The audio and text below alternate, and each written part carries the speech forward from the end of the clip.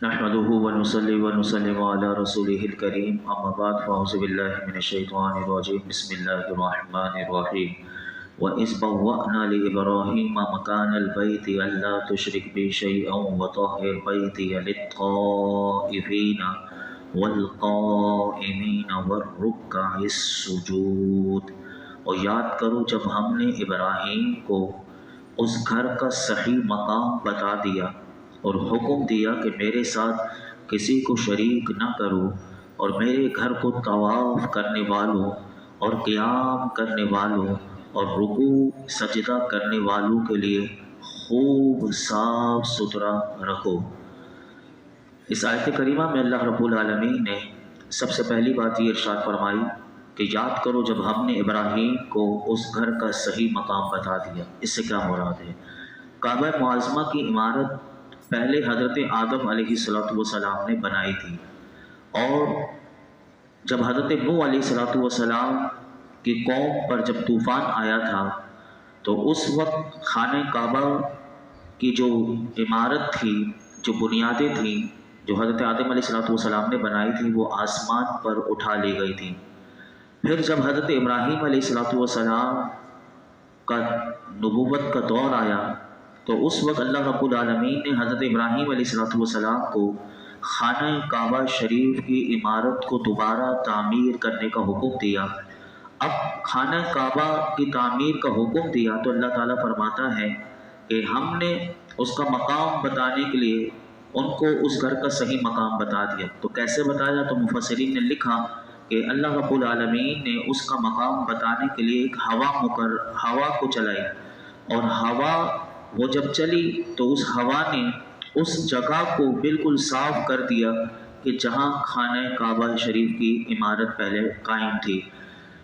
اور اس کے علاوہ اس کے بارے میں ایک قول یہ بھی ہے کہ اللہ رب العالمین نے ایک تو یہ تھا کہ ہوا بھیجی، دوسرا یہ ہے کہ ایک بادل بھیج دیا، جو اتنا بڑا بادل کہ جو اسی مقام پر آ کر سائبان کی طرح ٹھہر گیا کہ جہاں خانہ کعبہ کی عمارت تھی۔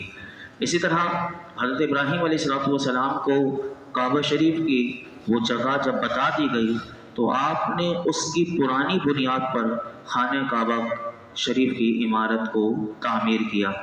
جب کعبہ شریف کی تعمیر کے وقت اللہ رب العالمین نے اس وقت ساتھ یہ بھی حکم دیا کہ میرے ساتھ شریک نہ کرو، اور میرے گھر کو طواف کرنے والوں، قیام کرنے والوں، نماز پڑھنے والوں کے لیے شرک سے، بتوں سے اور ہر قسم کی نجاستوں سے خوب صاف ستھرا رکھو۔ یہاں پر ایک بات یاد رکھیے گا کہ انبیاء علیہ السلام ایک آن کے لیے بھی شرک نہیں کرتے، وہ تو شرک سے پاک، وہ گناہوں سے معصوم۔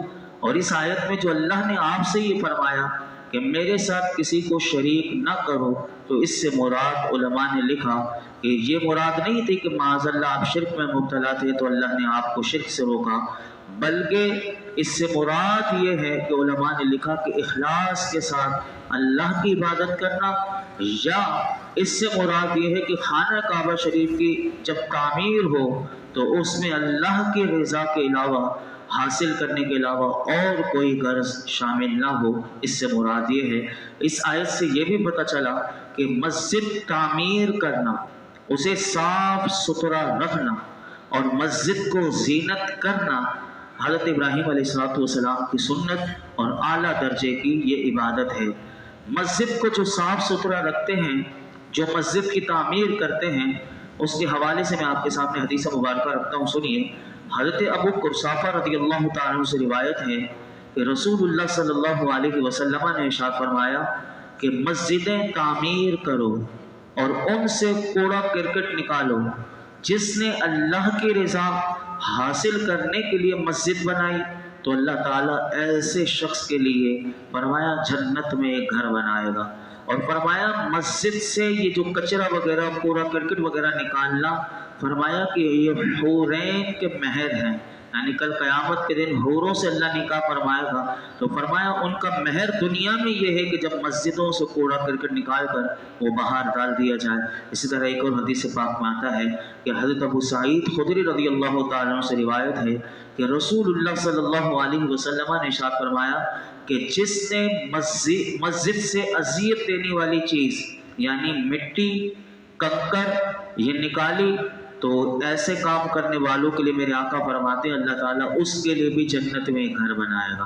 اور اسی طرح ایک اور حدیث پاک میں حضرت عبداللہ بن عباس رضی اللہ عنہما فرماتے ہیں کہ ایک عورت اس زمانے میں حضور کے زمانے میں، اب آپ اندازہ لگائیں مسجد نبوی شریف کیسی ہوگی کہ جب اس زمانے میں وہ ایسی عالیشان تو نہیں لیکن جیسی آج عالیشان ہے پوری دنیا میں ایسی عالیشان نہیں، لیکن اس وقت بھی میرے آقا اس میں تھے تو اس سے زیادہ کیا عالیشان ہوگی۔ لیکن وہ مسجد نبوی شریف میں ایک عورت جو تھی وہ تنکے اٹھایا کرتی تھی مسجد نبوی شریف سے۔ میرے آقا علیہ السلام کو معلوم تھا کہ یہ عورت مسجد سے تنکے اٹھا کر مسجد کو صاف کرتی ہے، تو جب اس کا انتقال ہو گیا تو نبی اکرم صلی اللہ علیہ وسلم کو اسے دفن کرنے کی اطلاع نہ دی گئی۔ تو جب آپ کو پتہ چلا تو حضور نے ارشاد فرمایا جب تم میں سے کسی کا انتقال ہو جائے تو مجھے اطلاع دے دیا کرو۔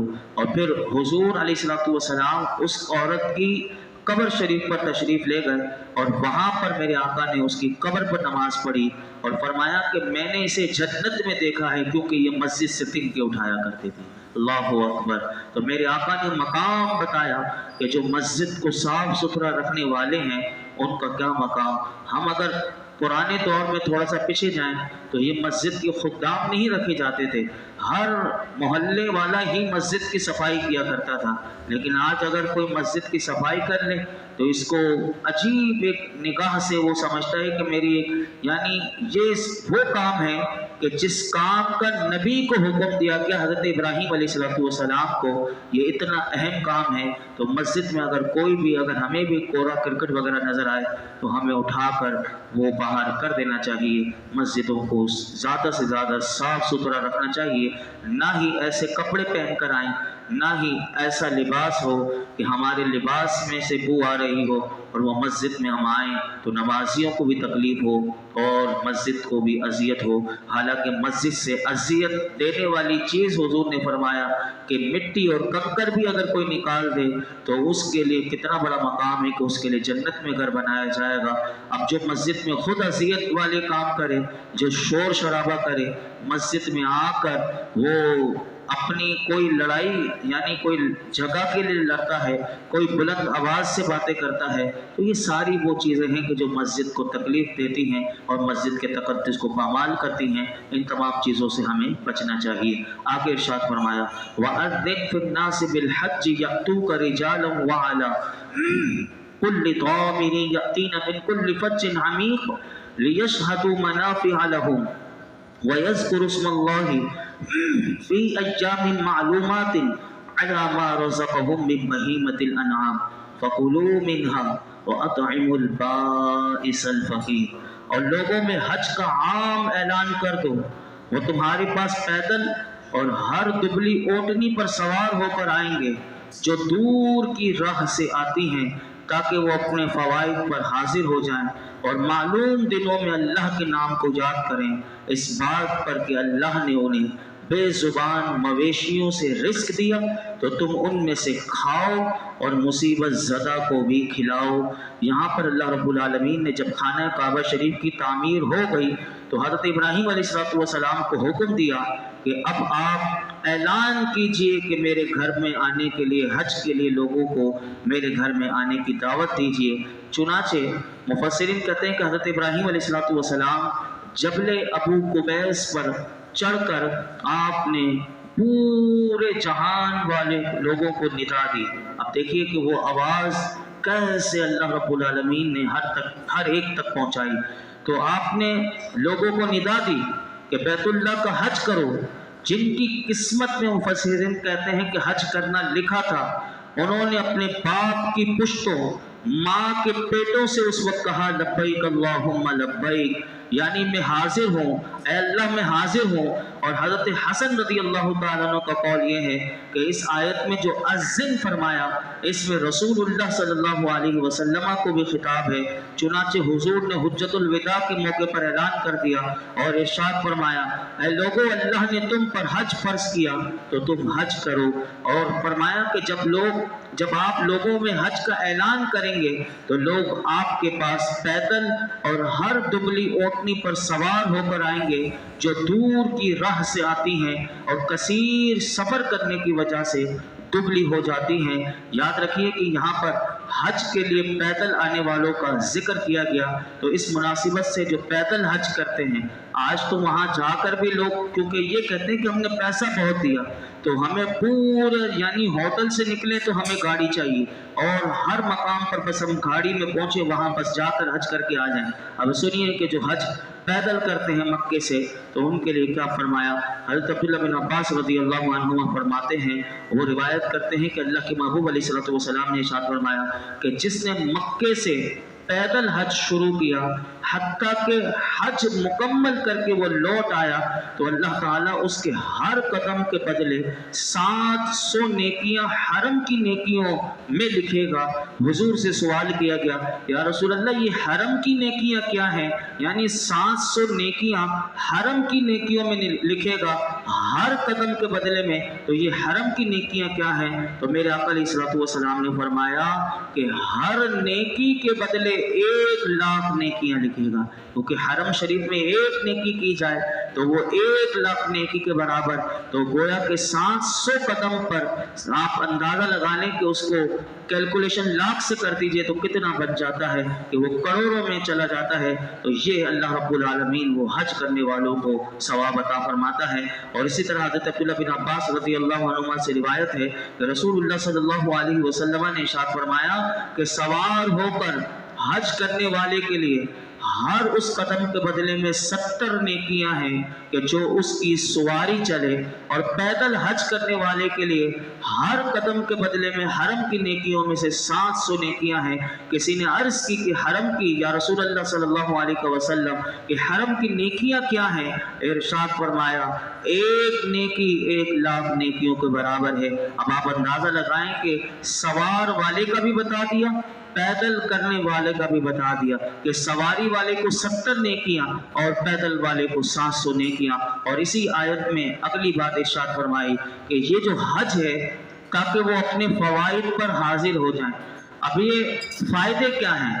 تو یاد رکھیے کہ حج کے لیے فرمایا کہ لوگوں کو بلائیں، وہ حج بھی کر کے اپنے دینی اور دنیاوی دونوں طرح کے فائدے حاصل کریں۔ اب یہ کیسے ملیں گے؟ تو یاد رکھیے کہ جو اس عبادت کے ساتھ حج کے ساتھ خاص ہے کہ جس میں دینی بھی فائدہ بھی ہوتا ہے اور دنیاوی بھی فائدہ ہوتا ہے، وہ کسی دوسری عبادت میں نہیں ہوتا۔ اب آپ کہیں گے کہ کون سا دینی فائدہ اور دنیاوی فائدہ؟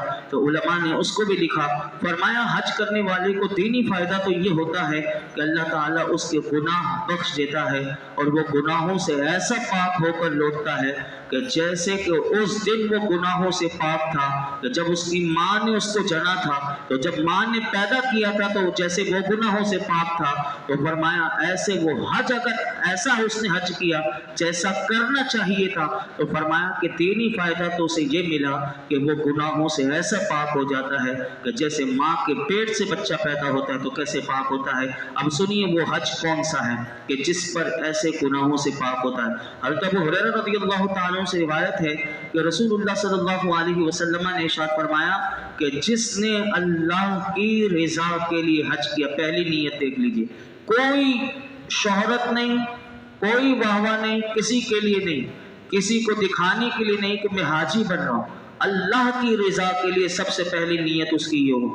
اور فرمایا کہ اب حج کے دوران پہلی نیت اس کی خالص تھی، اب حج کے دوران فرمایا کہ اس نے کوئی فحش کلام نہ کیا، نہ فسق کیا، تو فرمایا کہ یہ جس نے یعنی کوئی بےہودہ گفتگو نہیں کی حج کے درمیان میں، یعنی گالم گلوچ اور جتنے گناہ والے کام ہیں فسق والے، یعنی جو بڑے بڑے کبیرہ گناہ، ان سے بچا رہا، تو فرمایا وہ گناہوں سے ایسے پاک ہو کر لوٹے گا جیسے اس دن تھا کہ جب وہ ماں کے پیٹ سے پیدا ہوا تھا۔ اور یہ بھی بتا دوں کہ حج عمرہ کیوں ہوتا ہے، बार बार लोग क्यों जाते हैं, उसके लिए भी हदीस पाक आती है। हज़रत अब्दुल्लाह बिन मसूद रज़ियल्लाहु ताला अन्हु से रिवायत है कि हुज़ूर पर नूर सल्लल्लाहु अलैहि वसल्लम ने इरशाद फरमाया, हज और उम्रा मोहताजी और गुनाहों को ऐसे दूर करते हैं, फरमाया जैसे भट्टी लोहे चांदी सोने के मेल को दूर कर देती है। फरमाया ऐसे बंदे के गुनाह हज उम्रा अगर बार बार भी किया जाए लेकिन ये इस तरह माफ होते हैं। और फरमाया हज मबरूर का सवाब तो सिर्फ जन्नत ही है, यानी हज मबरूर जिसको नसीब हो गया उसका सवाब जन्नत ही है। ये कितना बड़ा सवाब है, ये दुनियावी फ़ायदा है। और हज के दिनों में तो माली फ़ायदा कैसे हो सकता है, तो याद रखिए कि इसमें लोग हज के लिए जब जाएं तो वो पहले ज़माने में लोग तिजारत का भी सामान, क्योंकि वो कई महीनों का सफ़र हुआ करता था और कई महीने वहाँ पर स्टे करते थे, तो वो तिजारत भी किया करते थे ताकि उनके अखराजात भी पूरे होते रहते थे। तो इस तरह वो तिजारत करके माली नफ़ा भी, आज जो हाजी होता है वो तो नहीं, लेकिन पूरी दुनिया से लोग वहाँ जाते हैं और जब खरीदारी करते हैं तो बताइए वहाँ कितना अल्लाह रब्बुल आलमीन माली फ़ायदा भी उनको दे रहा है। तो ये सब बरकतें हैं। इसी तरह फरमाया इसी आयत में कि मालूम दिनों में अल्लाह के नाम को याद करें। इसी आयत में ये भी फरमाया, अल्लाह का नाम याद करने से मुराद ये है कि अल्लाह ताला ने हज करने वालों को जो बेजुबान मवेशियों, ऊँट, गाय, बकरी, भेड़ के ज़रिए रिस्क दिया, फरमाया इन्हें ज़िबाह करते वक्त वो अल्लाह का नाम लें। फरमाया या तो इससे मुराद ये है कि अल्लाह ने हज करने वालों को बेजुबान मवेशियों, ऊँट, गाय, बकरी, भेड़ से रिस्क दिया, तो फरमाया इस नेमत पर वो अल्लाह का शुक्र अदा करें और उसकी पाकी बयान करें। और मालूम दिनों से क्या मुराद है, तो इसके बारे में मुफस्सिरीन के दो कौल हैं। एक कौल तो ये है कि ज़िलहिज्जा के ये 10 दिन जो हैं ये मालूम दिन हैं, यानी ये बड़े मुबारक दिन हैं। इसकी फजीलत आप जब हज के दिन आते हैं तो उसमें उलमा बताते रहते हैं। और इमाम आज़म अबू हनीफा, हज़रत अली जुल मुर्तज़ा, हज़रत अब्दुल्ला बिन अब्बास, हज़रत हसन, सब तमाम का यही कौल है कि मालूम दिन से मुराद ये हज के 10 दिन हैं। और इसी तरह मालूम दिन के बारे में दूसरा कौल ये है कि इससे मुराद कुर्बानी के 3 दिन हैं, 10 ज़िलहिज्जा, 11 और 12। और ये हज़रत अब्दुल्ला बिन उमर रज़ियल्लाहु अन्हुमा का कौल है। और इमाम अबू यूसुफ और इमाम अबू मुहम्मद रहमतुल्लाहि ताला अलैहिमा भी इसी के कायल हैं। और फरमाया फ़कुलू मिन्हा, आखिरी बात जो इस आयत में फरमाई कि तो तुम इनमें से खाओ। दौरे जाहिलियत में जब काफिर हज के लिए जाया करते थे तो वो हज के मौके पर जो जानवर ज़िबह करते थे तो वो उसका गोश्त नहीं खाते थे। अल्लाह रब्बुल आलमीन ने इन काफिरों का रद्द किया इस आयत में और मुसलमानों को कहा कि तुम जब हज करने जाओ और हज के दिनों में जब तुम कुर्बानी करो तो तुम जो कुर्बानी का जानवर ज़िबह करो तो उसका गोश्त खुद भी खाओ और मोहताज फ़कीरों को भी खिलाओ। आज भी लोग वहाँ जाते हैं तो कुर्बानी कर देते लेकिन खाते नहीं। कुरान ने हुक्म दिया जो तुम्हारी कुर्बानी का गोश्त है वो तुम भी खाओ और उसको भी खिलाओ। इसमें बहुत सारी बातें, मसाइल भी हैं। अगर कोई मसाइल सीखना चाहे तो वो अलग से इसका एक चैप्टर है बाहर शरीयत में, जिल्द नंबर 1 से लेकर 6 तक। वो हदी का बयान जो है कि जो हरम शरीफ में जो कुर्बानी की जाती है इसके मसाइल भी हैं। क्योंकि हमारा वक्त मुकम्मल हो गया, आगे कल हम समाप्त करेंगे कुरान क्या बताता है। अल्लाह रब्बुल आलमीन हम सबको कुरान हकीम का फैज़ान अता फरमाए और हज का बयान सुना। अल्लाह ताला हम सबको ज़िंदगी में बार बार हज मबरूर, उम्रा मकबूल की बार बार सआदत अता फरमाए। अल्हम्दुलिल्लाहि रब्बिल आलमीन वस्सलातु वस्सलामु अला सय्यिदिल अंबिया वल मुरसलीन व अला आलिहि व अस्हाबिहि अजमाइन। या अल्लाह पाक जो कुछ हमने सुनाया इसमें कोई गलती कोताही हो माफ़ फरमा, अपनी बारगाह में कबूल फरमा। रब्बे करीम कुरान हकीम का फैज़ान अता फरमा, इसका कदरदान बना दे। हमारे अंदर जितनी खराबियाँ बुराइयाँ हैं दूर कर दे। या अल्लाह कुरान पाक की बरकत से हमारे ज़ाहिर व बातिन को सुथरा कर दे। कुरान हकीम का कदरदान बना दे। अपने महबूब की सच्ची मोहब्बत अता कर दे। तेरे महबूब की सही मानों में इत्तिबा और इताअत की तौफीक अता फरमा। या रब्बल आलमीन आज तक जितने गुनाह हो गए दानिस्ता ना दानिस्ता, अल्लाह तमाम गुनाहों को माफ़ कर दे। हमारी, हमारे वालिदैन की, मेरे आका की तमाम उम्मत की मग़फ़िरत फरमा।